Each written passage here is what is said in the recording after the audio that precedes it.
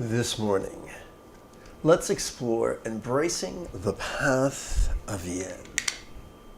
This is Lama Jigme Gyatso doing his imitation of Kilroy, ostensibly. There we go. Of the Buddha Joy Meditation School. Welcome to Meditate Like a Jedi. This is the Lama you are looking for. This morning we could chant and meditate and enjoy a lesson or two. But first, if you love Star Wars and you wish to meditate as transformatively as General Leia Organa learned to do during the Jedi training she received after the events of the episode 6, be sure to subscribe and ring that notification bell.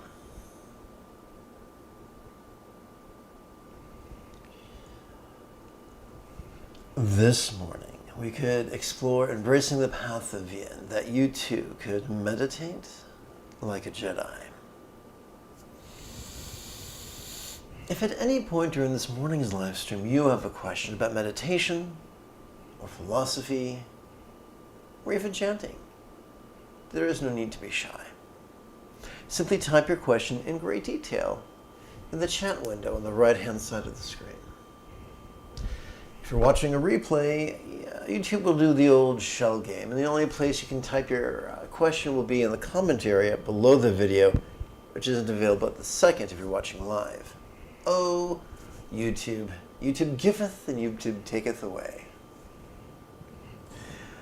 Let's see. Well, folks, it's in here in Southern California, it is dark 100. And so if you are as dappled and as drowsy as myself, you might find it refreshing to knock out 2 or 3 repetitions of geriatric step-back squat thrusts, perhaps before a Buddha image.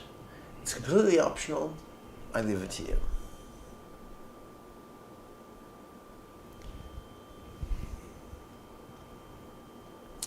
Let's see, do I push it this way? Okay, let's see if this can work.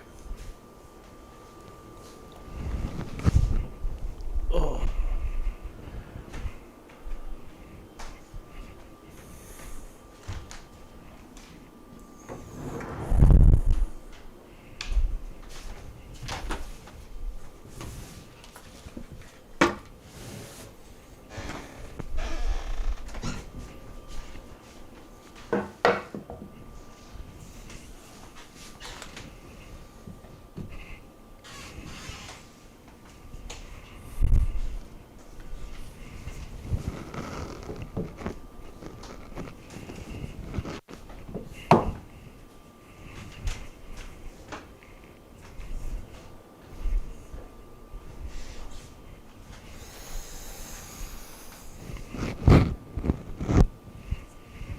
May I liberate all beings by mastering the Eightfold Path through the Buddha's example, instructions,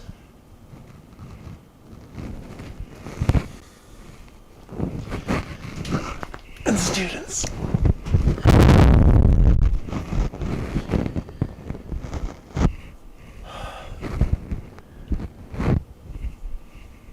May I liberate all beings by relying on the Buddha, by mastering the Eightfold Path through relying on the Buddha's example, instructions, and students.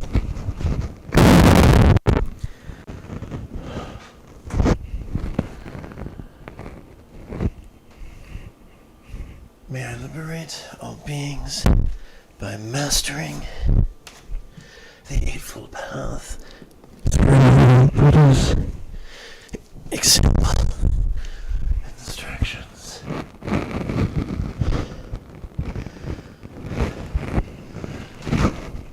And students.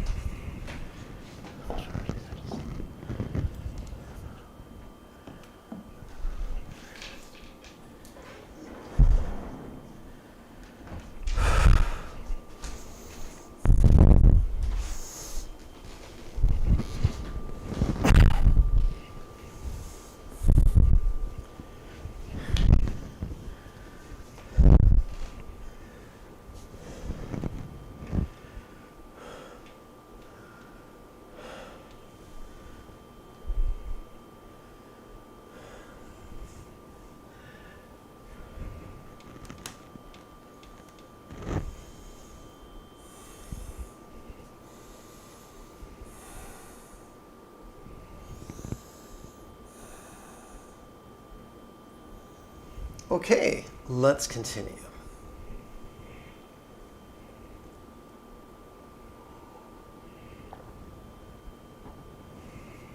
I'm going to check for questions real quick. And finding none,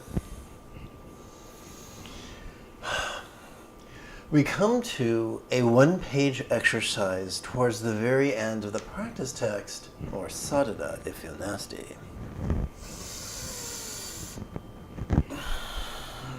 that I describe as embracing the Path of Yin. So to understand it, it helps to review certain definitions. After a thorough study of the Tao Te Ching,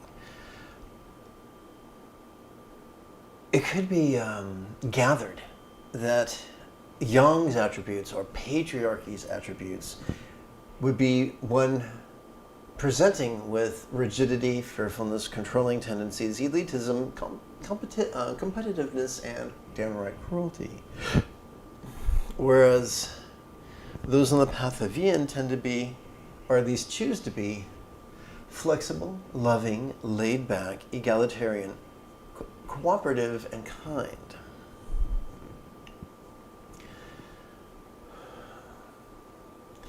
So there is a myth conjured by stupid white people that the message of the 81 chapters of the Tao Te Ching is that we're supposed to reconcile and balance yang and yin. However, when you put aside commentaries and just read the text, over and over and over throughout the text, we are reminded that when we have a choice, always choose yin. So, I developed this recitation to not only remind us of what spirituality looks like, but to train our empathy to wish that all beings everywhere not only practice, not only choose to be flexible, loving, laid back, egalitarian, cooperative, and kind, but master it. Now, of course, that begs the question, what does it mean to master anything? We master a skill when we practice it. Because we are so thoroughly trained in it that we practice it spontaneously, habitually, easily, and effectively. Most of us do not have to think hard about tying our shoes. We've mastered it. Most of us do not have to think hard about flossing or brushing. We've had a lot of practice.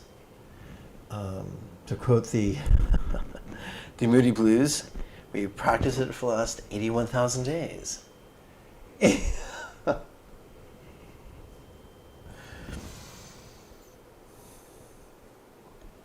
So that's it.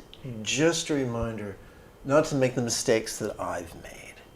The mistakes of being rigid and fearful and controlling and elitist and competitive and cruel.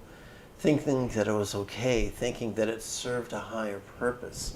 When I was a card-carrying fundamentalist, be it Buddhist or Christian, my folly was the same. I would often I would approach people in a predatory way, rather like a wolf in sheep's clothing, politely sounding, respectful sounding, but always looking for an in, like a college wrestler at a match, always looking for an in, a flaw that I could attack to convince them of the folly of their current practice of spirituality, and that only I had the tools I needed to truly, truly be as spiritual as myself.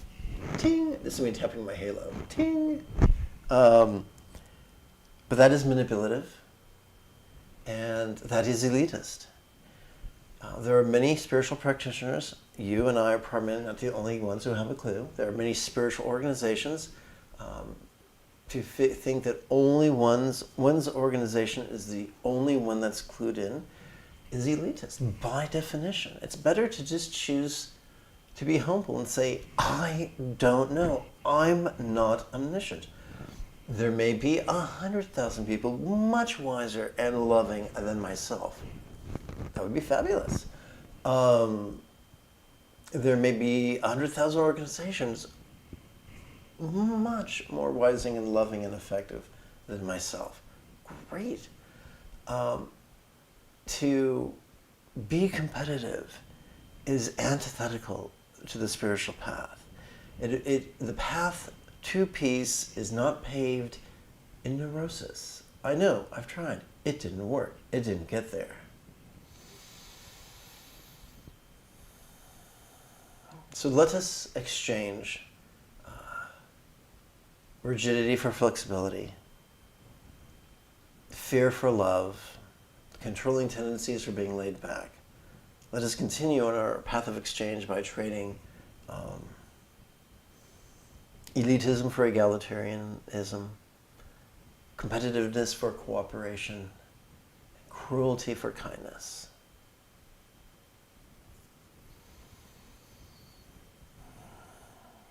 Before we head off to this morning's group practice, let's take a moment for a bit of the old housekeeping. Every 12 hours, I broadcast a live meditation class without any ads. This channel is supported by the kindness, the generosity of viewers, just like you.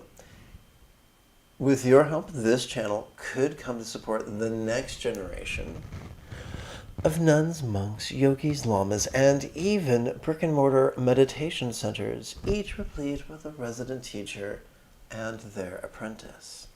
I kid you not, there are people out there who are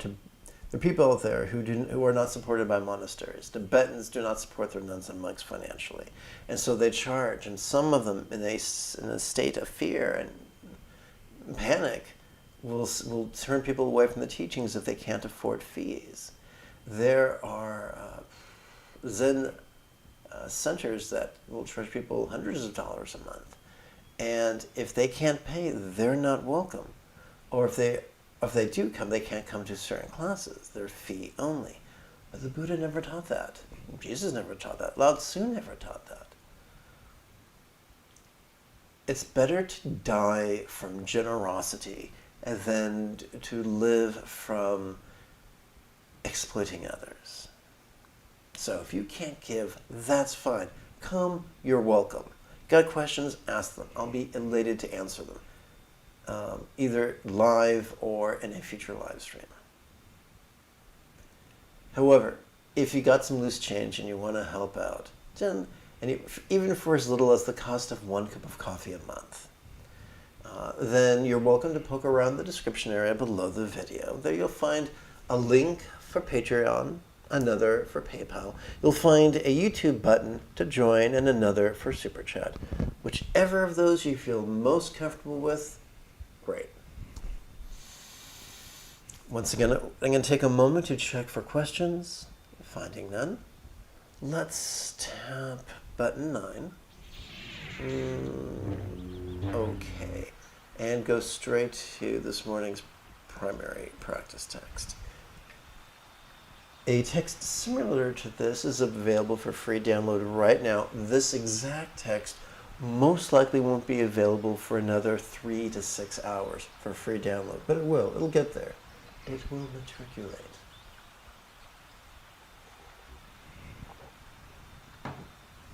He said with his pretentious vocabulary. Let's begin by selecting motivation, loving motivation. It's not difficult. As healthy mammals born with a fully functional anterior cingulate gyrus, we are wired for empathy. So these exercises serve mainly to exercise the neural pathways for empathy that are already present. You know, like starting your day with deep knee bends. Together. Oops, I skipped a step, didn't I? Sorry about that, Chief. Okay, so having referenced Get Smart, I think what I'll do is tap button 14 and give us a chance to chant 6 passages from my adaptation and amplification of the Padmakara group's translation of the final meditation manual attributed to a great 18th century, 19th century Tibetan saint, Zalpuchul Rinpoche. Together. Conceptualizing speech and sound is what causes delusion. If you recognize it as not graspable as a whispered mantra, resounding it is not graspable as a vast empty void, it is like Gautama. So we're going to stop, hold the presses. So Gautama is one of the names for Buddha. Buddha really wasn't a name, it was a title, it means enlightenment. Gautama was the family name of his aunt who raised him. The 2/3 of the Buddhist world refer to him as Shakya Muni, which translates as sage of the Shakya clan. So we say here, as resounding yet not graspable as a vast empty void, it is like Gautama. So in Tantric Buddhism, we are fond of working with archetypes, most likely because vertebrates on this planet evolved to think symbolically. So often we work with artists' renderings of the Buddha depicting him as being blissful and happy and comprised only of non-graspable light. The ramifications of that we'll explore in several minutes when we work with mantras. Let's continue.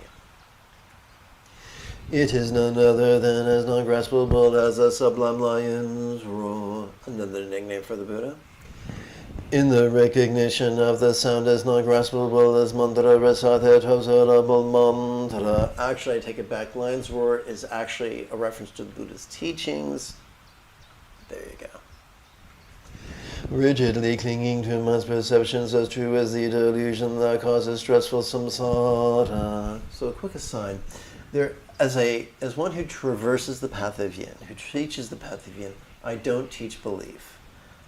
For those of us who want to let go, belief is antithetical to letting go because it's about grasping onto emotions and ideas. So we just play with ideas and we work with the ones that we find to be empowering. Let's continue. Rigidly clinging to one's perceptions as true as the delusion that causes stressful samsara. If you leave mind in its natural state free from the tyranny of thoughts, it is as not graspable as the archetype Shakyamuni comprised only of light. It is none other than as non graspable as a sublime and winding and ultimate mind. In ultimate mind, the mastery of awareness and letting go.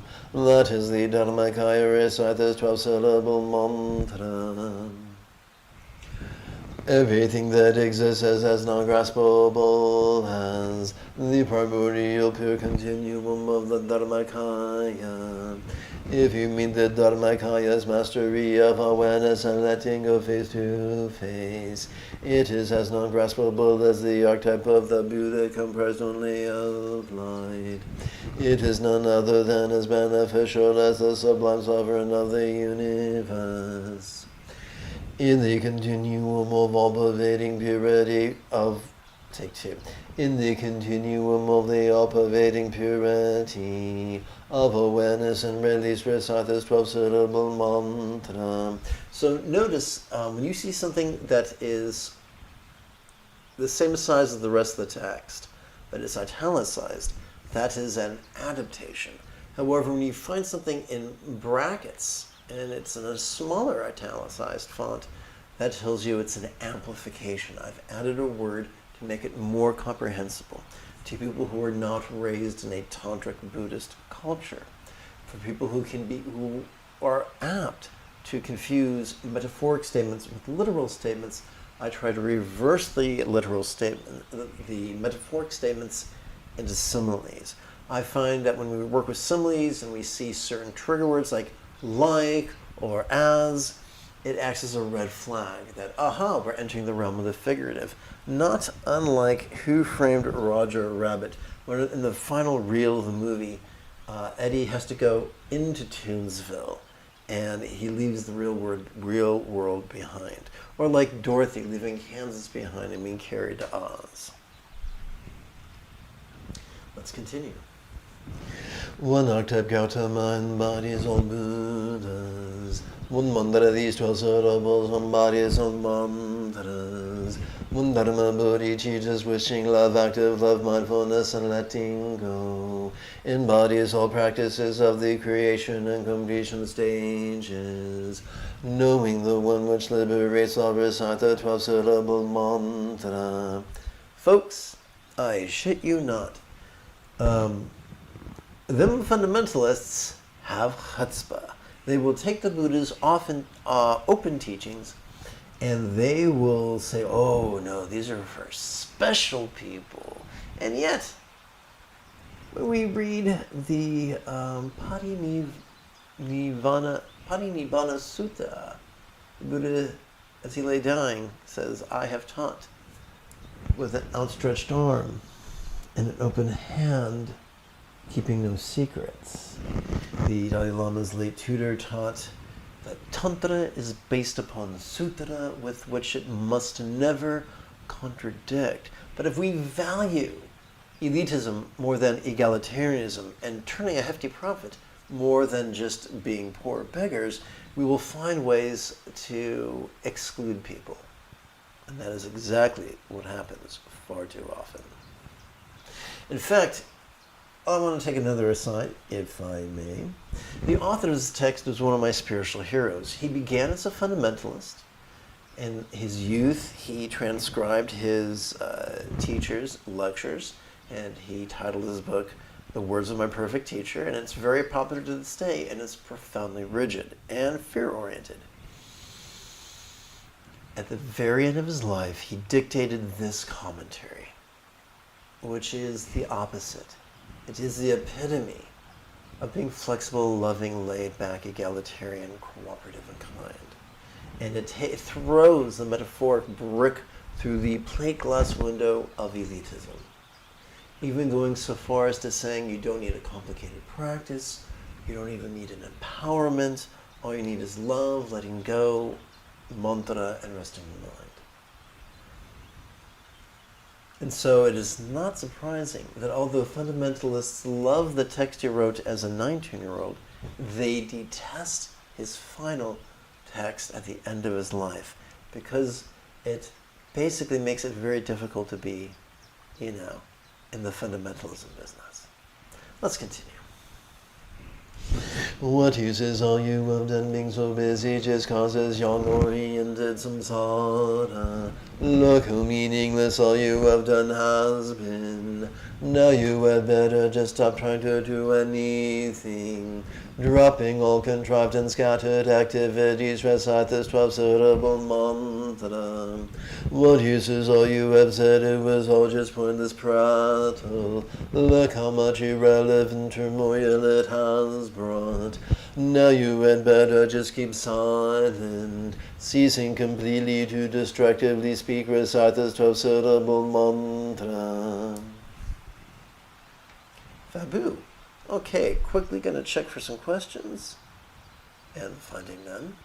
Let us jeter our way over to button 9, and at last return to the primary practice text. Dun, dun, dun. Okay, here we go. May everyone be free from stress, may everyone be happy, may no one be separated from the happiness. May everyone have balance from the tyranny of hating, craving, and clinging freed. So, our intention here is not to pray to a real or imagined celestial entity. What we're doing is we're using words to guide our intention. Words guide intention, intention guides thought, thought guides energy, energy guides body. So, simply by reciting, we are exercising the neural pathways in our brain, specific ones. In fact, I would beseech you not to take my word for it. There are fMRI, functional magnetic resonance imaging studies, that show that different parts of the brain are lighting up in real time. They have done political questionnaires with people hooked up to those machines, and people who answer in a politically conservative manner have the amygdala region of their underbrain light up like a Christmas tree. And those who answer in a progressive manner, talking about making sure that all beings' needs are met and cooperating instead of competing, those people have a different part of the brain light up, their anterior cingulate gyrus, the hub of their mirror neurons, which is very cool. So playing with words and ideas affects our brain in real time. Don't take my word for it. Ask a mom who's ever read an overly exciting story to a child at bedtime and then found them too wired to lay their head upon the pillow. Yes, please don't read your children Stephen King.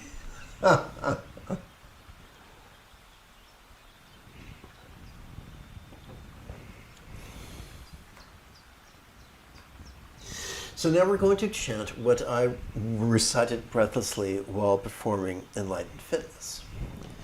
May I liberate all beings by mastering the Eightfold Path through relying on the Buddha's example, instructions, and students.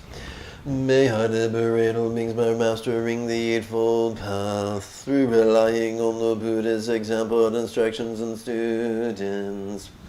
May I liberate all beings by mastering the Eightfold Path through relying on the Buddha's example, instructions, and students.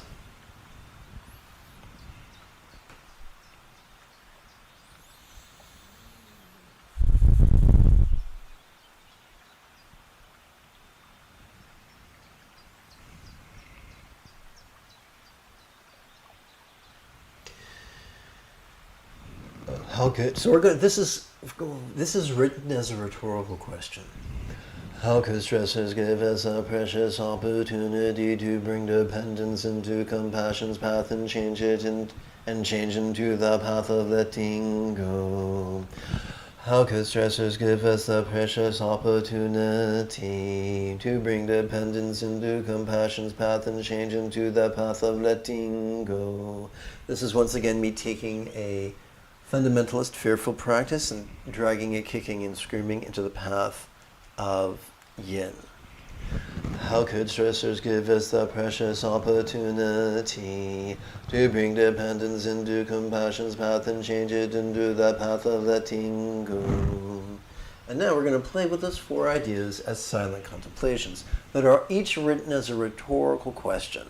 Welcome to the lazy bastard path of enlightenment, where we don't have to actively visualize or emote or figure things out. All we have to do is silently and mentally recite these larger case words in harmony with our inhalation and our exhalation and our relaxation.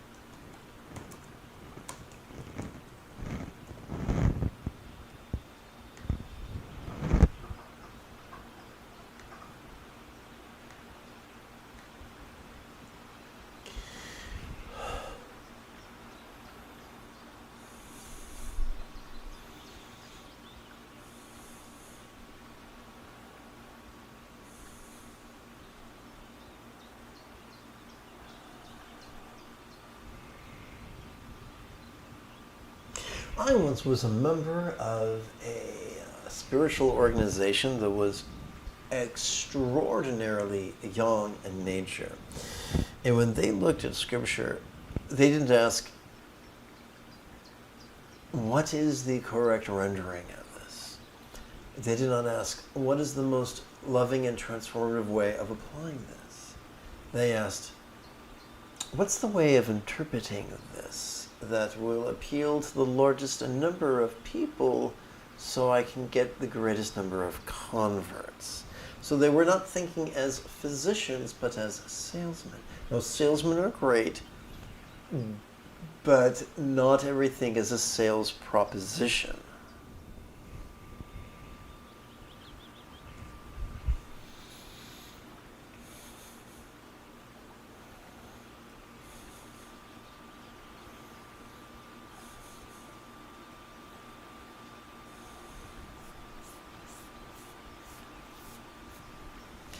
You know, when I practice this exercise, I cannot help but think about the opening verses of Dream On by Aerosmith. Every time I look in the mirror, see those lines, my face getting clearer. The past is gone. Gee, Stephen, thanks. I feel so much better. So now, at long last, we come to mantra work. We have 2 sections of mantra work. The first section contains 4 exercises of mantra contemplations that help us train even more dynamically in love. But we're going to begin by exploring the mantra itself, because anybody who's watched or read a fantasy novel is familiar with the trope of the dangerous spell that, when uttered, curses the reciter. And so rather than just poo-pooing fears, it's more compassionate to put them at ease. So let's begin first with the intention, the anti-elitist, the egalitarian intention. Through the cause and effect of my practice of love and letting go, may he sentient being of each world know practice with me in unison. And now we're going to actually not only explore the 12 syllables of the mantra, but also explore their likely meaning. With whom we invoke the example of the Muni wise one. Like the Maha greatly wise one Muni, ye have the Shakyas we so hard wish enlightenment for all. There are many interpretations of the meaning of this mantra. This one is mine.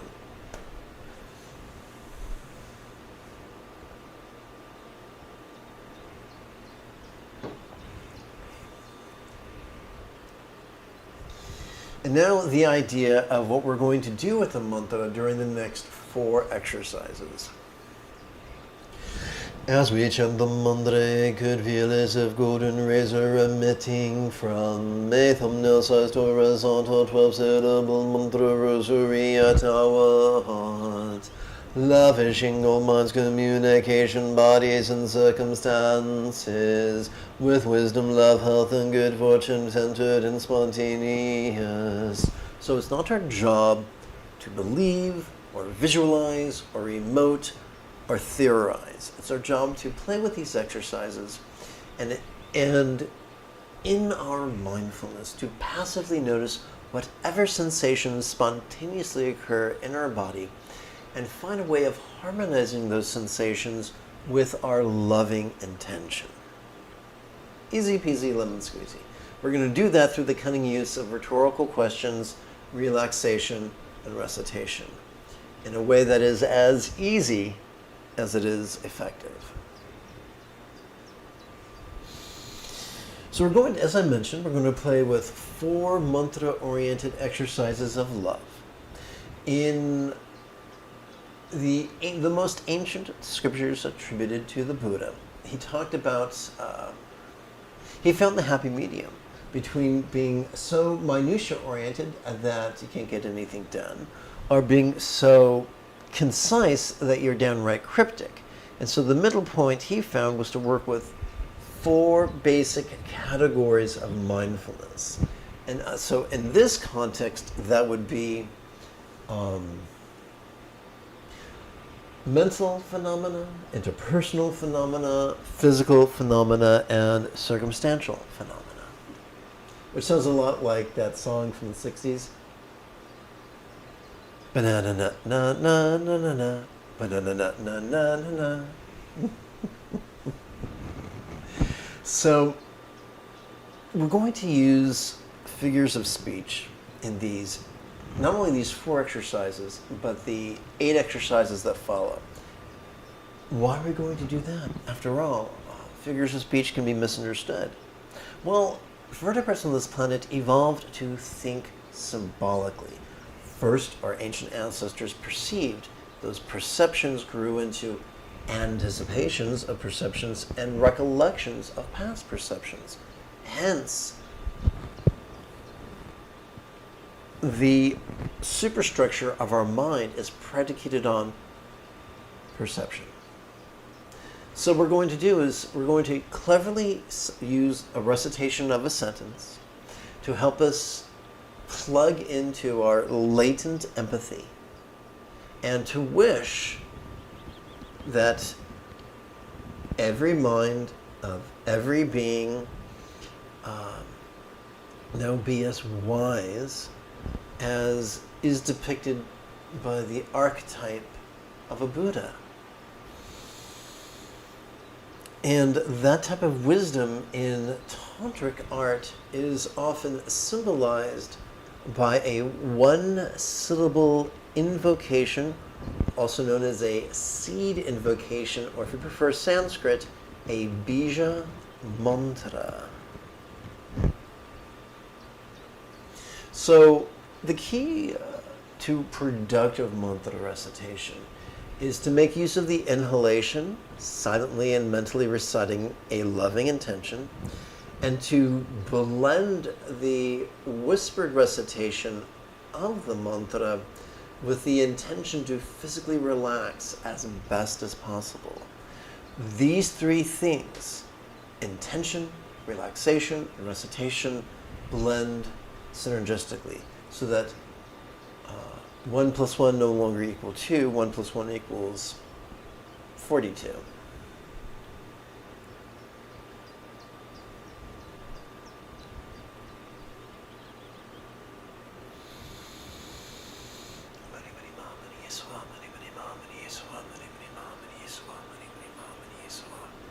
Give yourself permission to be a beginner. If this is your first time, there's no need to beat yourself up because you can't rattle it off like you've been whispering it for 16 years. Give yourself permission to be crappy.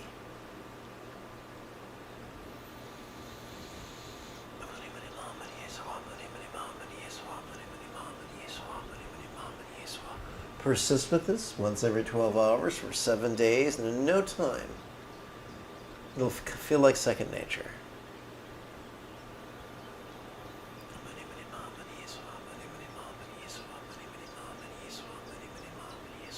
Well, why not be like Eric Cartman on South Park? Why not be like, screw you guys, I'm going home. I'm going to pray for myself, all you guys can fuck off. Well, Eric, there are many people who would agree with you, but that would be missing the opportunity to train the already existing neural pathways of empathy. What we're doing is we're not reinventing the wheel, we're just getting really good at using the wheel we already have. Every healthy mammal, everyone who is not born a psychopath, is already born with the capacity for empathy by wishing well for all beings everywhere, which includes ourselves. We're increasing the resilience and strength and efficiency of that neural network.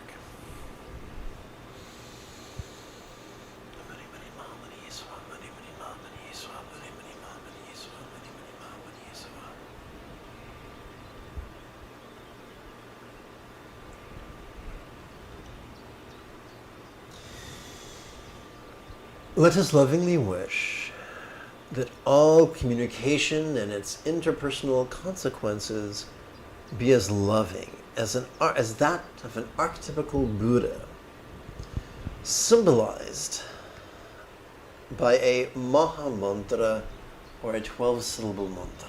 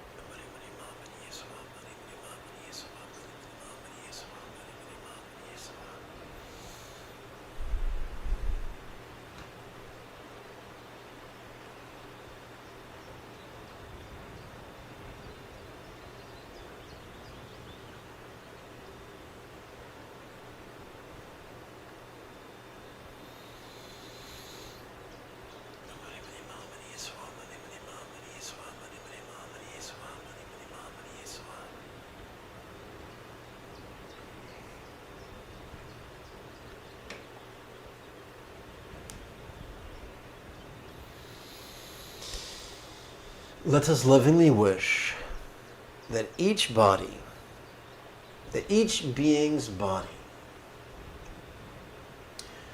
enjoyed the health that is depicted in Buddhist art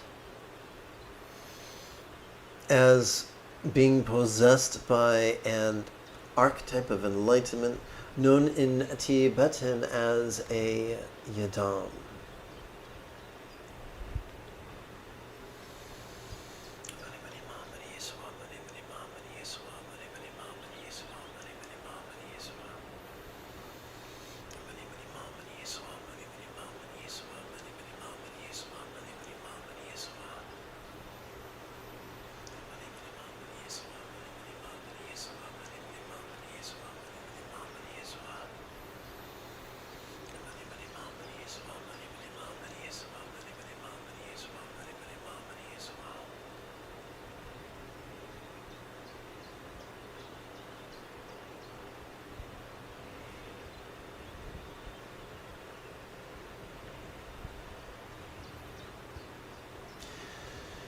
Fourthly, let us lovingly wish that each circumstance of each being was now as fortunate as the paradise or pure land or vati depicted by artists pertaining to the enlightened archetype.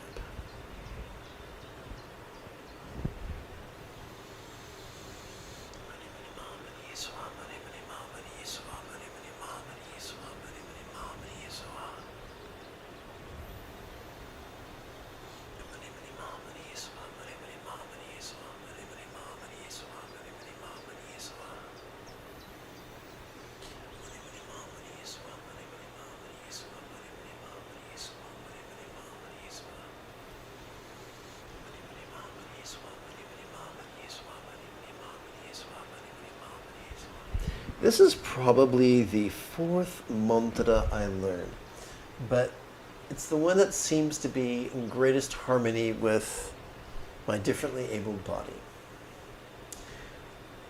Whether the entities that we refer to as yidams or enlightened archetypes are real or imagined, different mantras have different energy signatures, and different energy signatures will affect different bodies in different ways.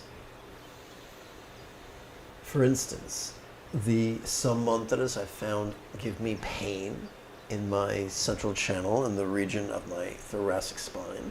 Some make my heart race.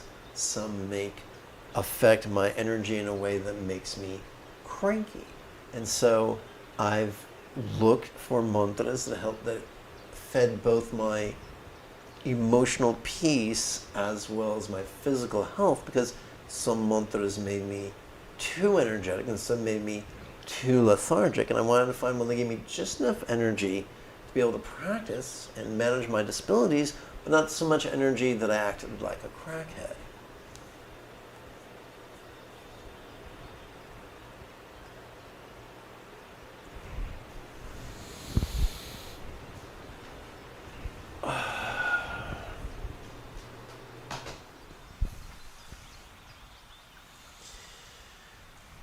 As promised, the final 4 mantra exercises are going to focus on the art of letting go.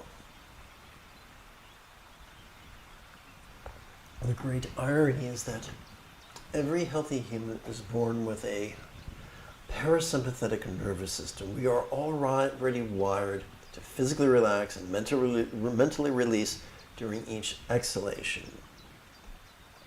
But yang-oriented cultures around the world have made relaxation into a crime, veritably, or virtually. And we've lost touch of this. And elitists have found ways of making the easiest teachings of the Buddha seem like the most opaque. So the first thing I'd like to do is chant a 2-page recitation to demystify the much misunderstood term of emptiness. To explore how emptiness is never supposed to be literal, but always figurative. May I let go of all circumstances, bodies, communication, and minds, as if they were as non-graspable as a vast empty void. Now, between you and me, a simile is only effective as it is relatable. So we have to figure out what is a real-world example of a non-graspable vast empty void. Like the illusion of the infinite azure sky on a bright and beautiful cloudless morn, which, although tantalizing to the eye, could be non-graspable to the hand. And there you have it. Easy peasy lemon squeezy. So we're not going to we're not going to play with four intentions, but rather four rhetorical questions. And if you're as lazy as me, rhetorical questions are great, because we don't have to answer them. All we have to do is recite them in harmony with our body's functions. So right now, allow me to amplify this first question. Why is it that when we inhale and observe the visual facets of our circumstances, or we can do those things, and yet when we physically relax into our exhalation, these exact same circumstances, whether they are marked by scarcity or abundance, peril or safety, these exact same circumstances could begin to feel as if they were as non-graspable as a real or imagined paradise comprised only of light. Just like before, we're going to silently and mentally recite the intention as we breathe in, and as we recite the mantra, we're going to physically relax as best we can.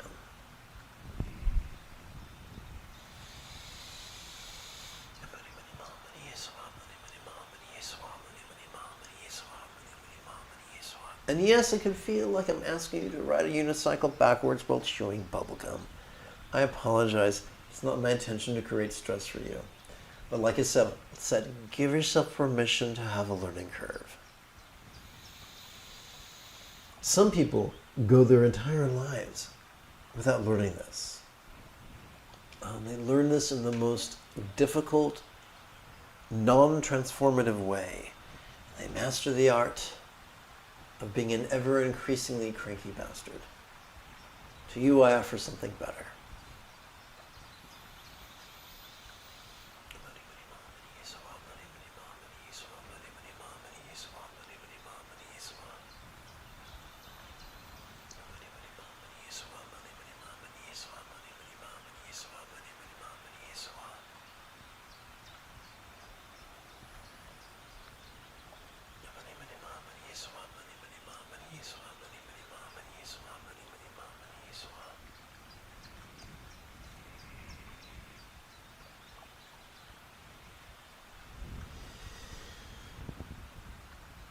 Why is it that although as we inhale and observe, we can observe the sensations of our bodies, but when we physically relax into our exhalation, these exact same bodies can begin to feel as if they were as non-graspable as a real or imagined archetype of enlightenment comprised only of light?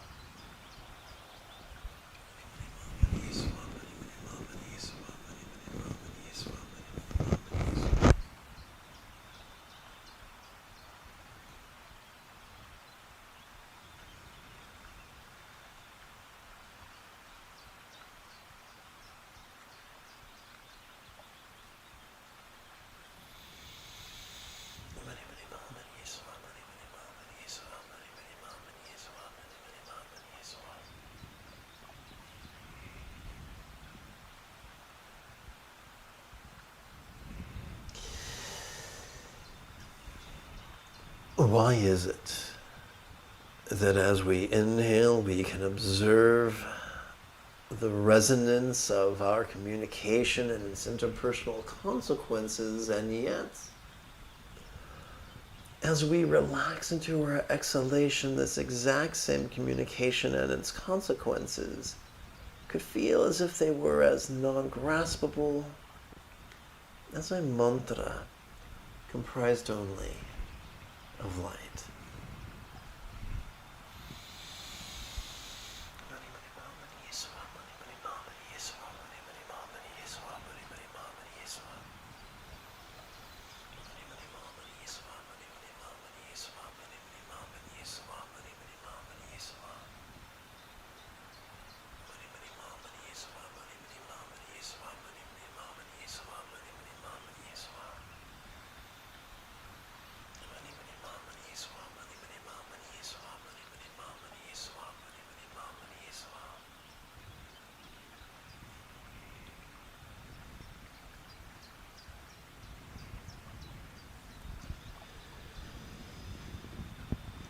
Why is it that as we inhale, we could observe, this is a tricky one. As we inhale, we could clearly observe mind's functions of perception, emotion, intention, reason, recollection, and imagination, and yet, as we relax into our exhalation, this exact same mind and its functions could begin to feel as if they were as non-graspable as a one-syllable invocation comprised only of light.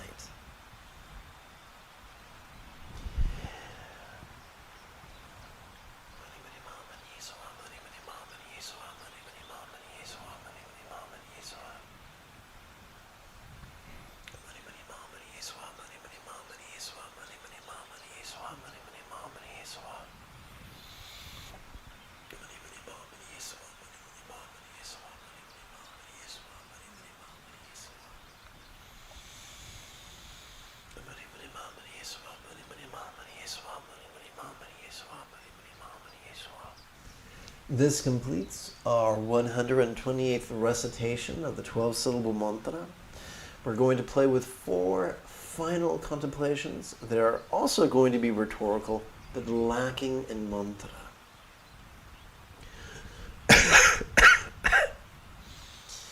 Let us use melting as a metaphor of impermanence to help us to leapfrog over the tyranny of our clinging tendencies. Let us also use absorption as a metaphor of interdependence to help us to better leapfrog over the tyranny of our competitive tendencies. For the 2 pillars of confusion are competitiveness and clinging. Translated sometimes as jealousy and pride.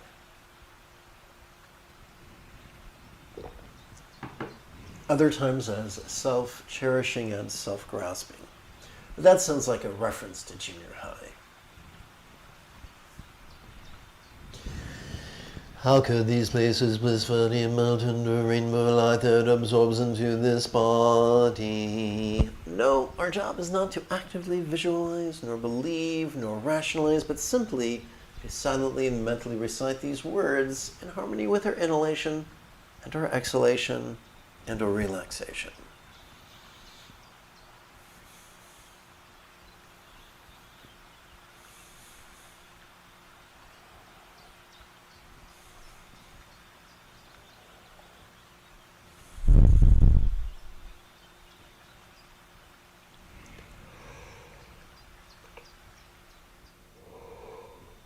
Ooh, goodness. How could our bodies blissfully melt into a rainbow light that absorbs into this speech?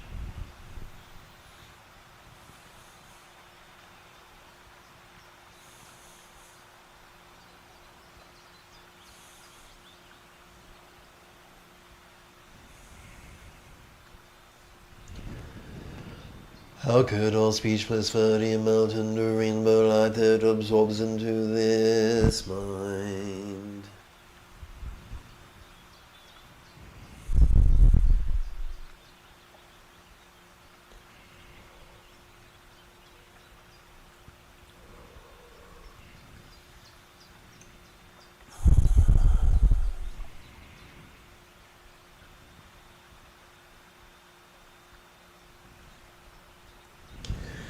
How could all minds misfitty melt into rainbow light that absorbs into infinite emptiness?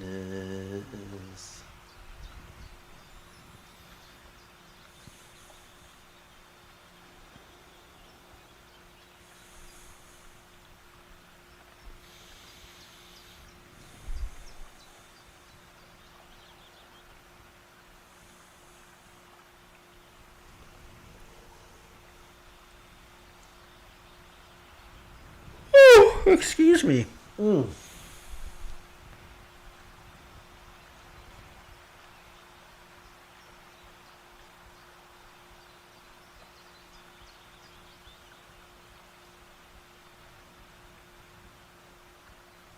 So we come to our first silent meditation, characterized by centering or bliss. This is known as Anuyaka or Bindu Mahamudra, Tikli Dzogchen's drop, and bliss and letting go.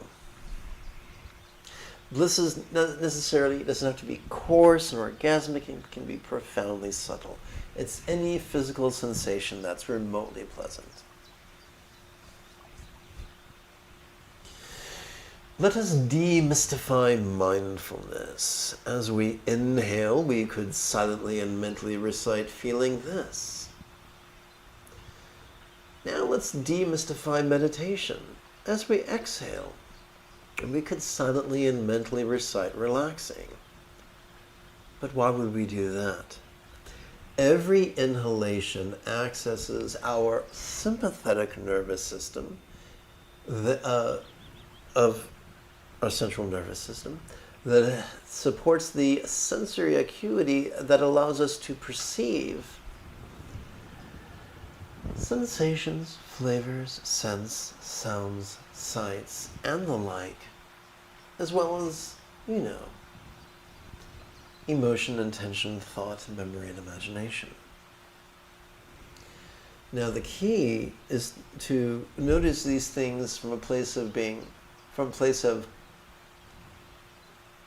allow me to adjust my grammar. The key is to notice these things vulnerably, passively, viscerally, and randomly.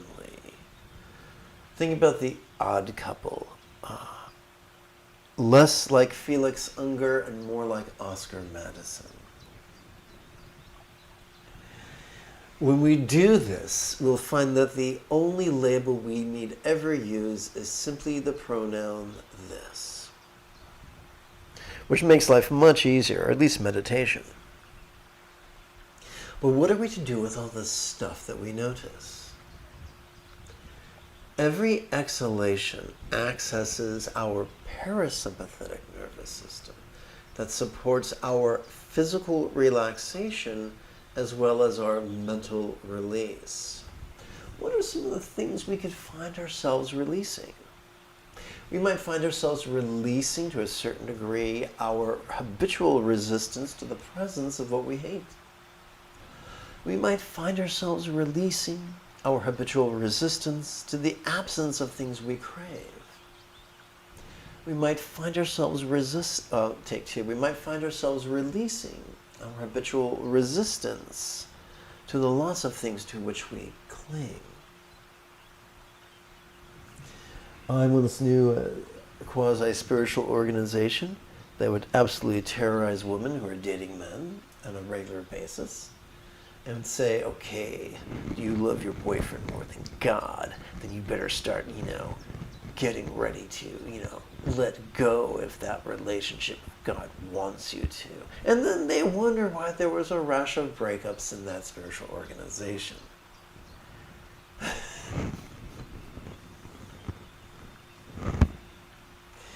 I'm reminiscent of, who was the Jewish folk singer who gave us the underground subterranean homesick blues? Bob Dylan. Bob Dylan, during his born-again phase, wrote a song using his unique spin of God asking Abraham to make his son Isaac into a sacrifice. I love Bob Dylan's take on that. And I'm going to paraphrase horribly. Apologies, Bob. Said God to Abraham, I want you to kill me a son.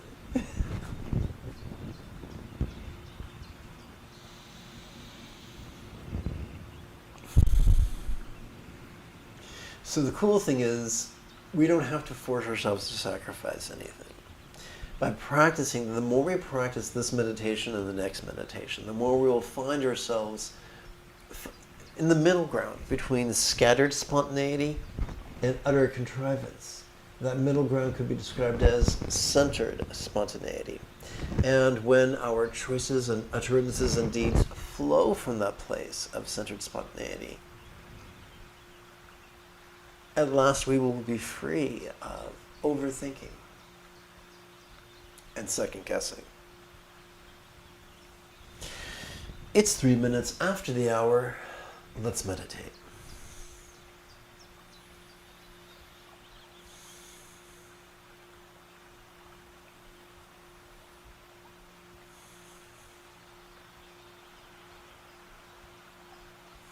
Remember, practice this as if you were a lazy-minded idiot. All you got to do is recite these words in harmony with the inhalation and the exhalation and the relaxation. Let's practice passively, but not passive-aggressively.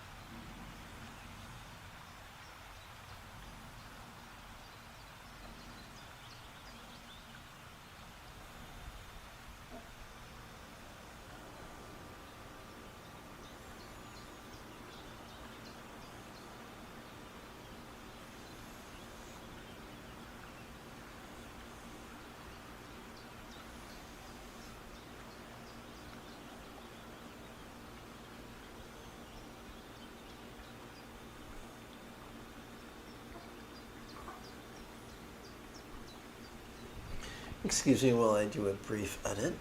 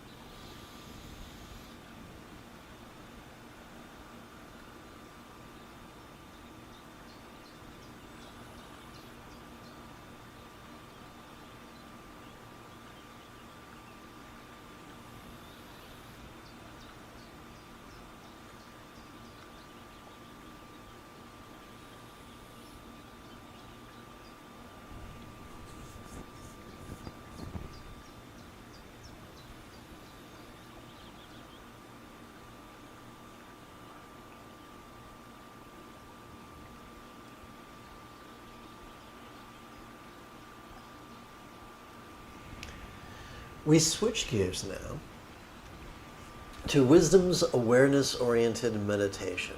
It is known by many names around the world. Some call it Zen, some call it Shan, some call it Mahasandhi,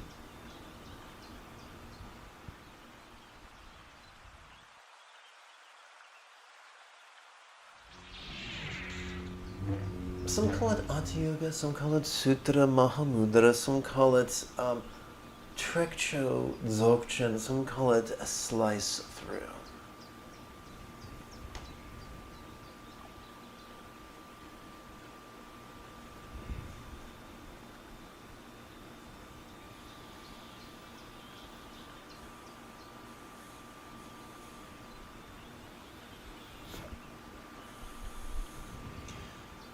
If the bliss meditation could be correlated with the first 4 jhanas described in the Anapanasati Sutta, then this could be correlated with the final 4, the 7th, the 5th through 8th jhanas.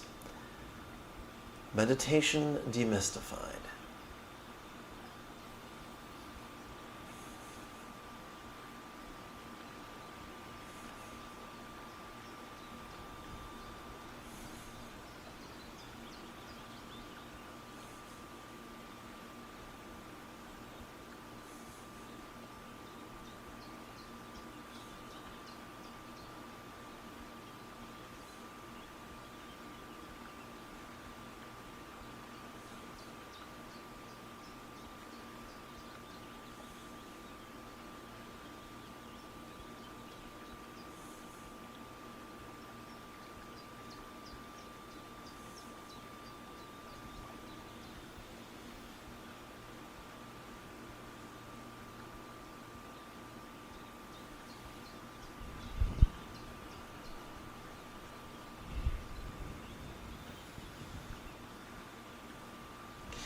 A careful study of the oldest scriptures attributed to the Buddha can reveal something very shocking to a contemporary Buddhist. The Buddha had no use for ritual or regulation. The greatest offering, according to the Buddha, was simply to practice his teachings. And the only rule is to be loving. That's it. Be loving. Don't be a dick. Let love, communicate lovingly. Behave lovingly, exercise commerce lovingly. Don't be a Karen forever trying to get people fired. Don't be a Chad forever just trying to drive people out of business. Be kind. That's it.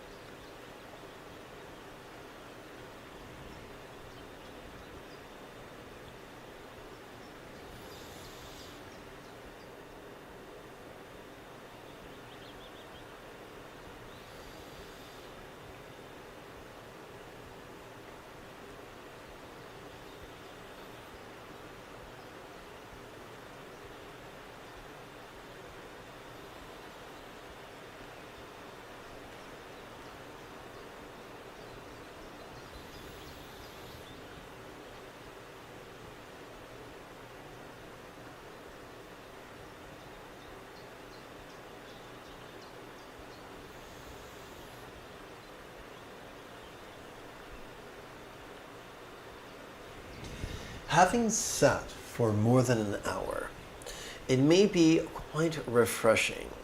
Oopsie, one moment.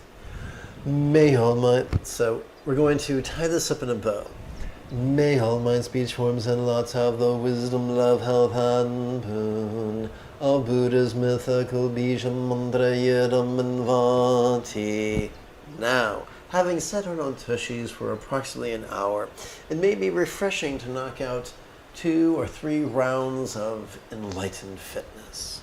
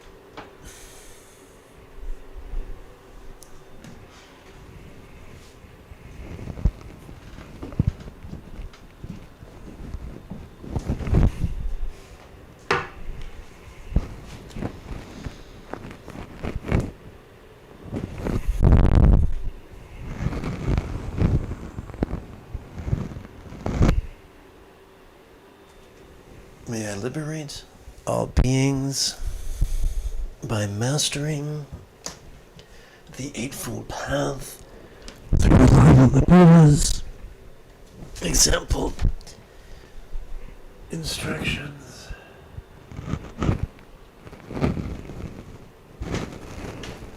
and students.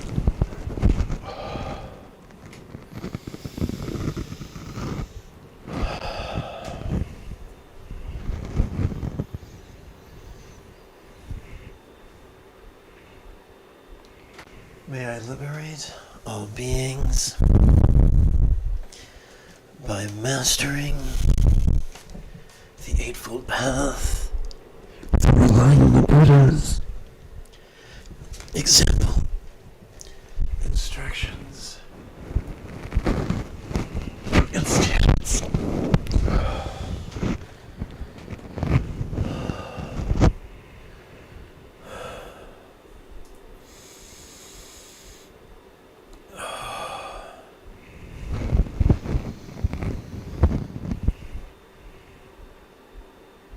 May I liberate all beings by mastering the Eightfold Path through relying on the Buddha's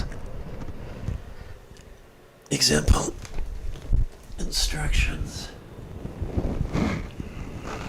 and students.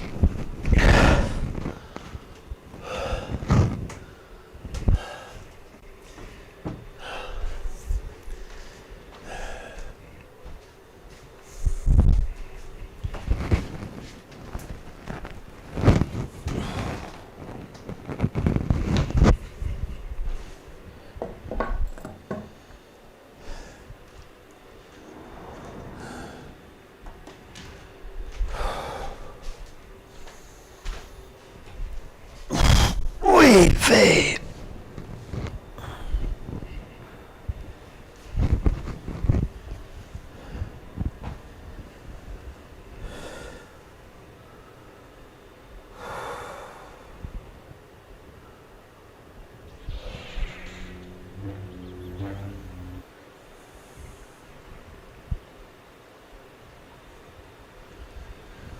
May all beings like the Buddha, Master being flexible, loving, laid back, egalitarian, cooperative, and kind.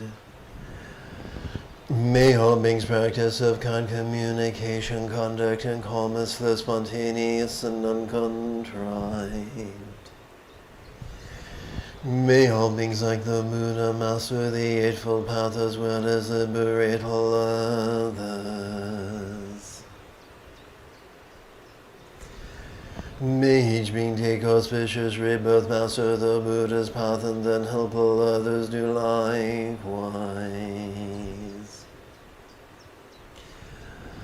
At this very moment, for the peoples and the nations of the earth may not even the names disease, famine, war, or suffering be heard. Rather may their kind conduct merit wealth and prosperity increase, and may supreme good fortune and well-being always arise for them. Beginning with Kundu Sangpo and Great Dorje Chang down to my young Kandis Lama.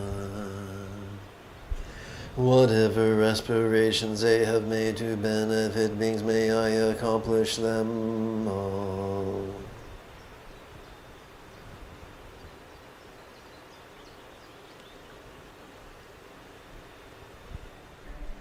If you feel I have earned it,